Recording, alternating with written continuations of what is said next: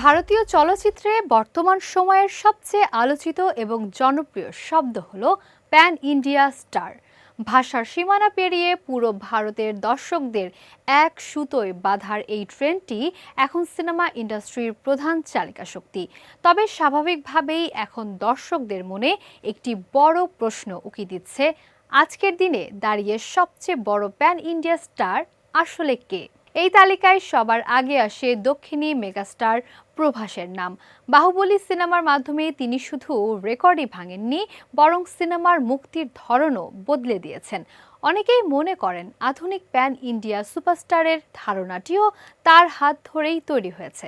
এই তালিকায় প্রভাসের পাশাপাশি আছেন আরেক দক্ষিণী সুপারস্টার আল্লু অর্জুন, যিনি পুষ্পা দ্য রাইজ সিনেমা দিয়ে ভারতীয় সিনেমার ইতিহাসে এক বড় প্রভাব ফেলেন এবং পুষ্পা 2 দ্য রুল নিয়ে বক্স অফিসে ইতিহাস গড়েন।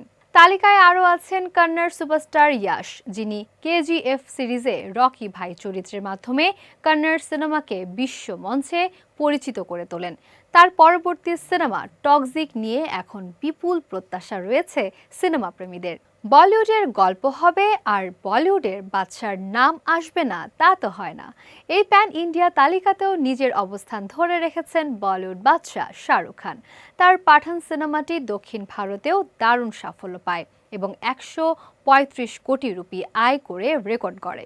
তালিকায় আরও আছেন রণবীর সিং, যিনি বহুমুখী অভিনয়ের মাধ্যমে নিজের দক্ষতা প্রমাণ করেছেন এবং ধুরন্ধরের মতো প্রজেক্টে বড় বক্স অফিস সাফল্যের অংশ হয়েছেন।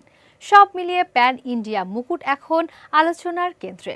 শেষ পর্যন্ত দর্শকরাই ঠিক করবেন কে হবেন ভারতের আসল নাম্বার 1 সুপারস্টার।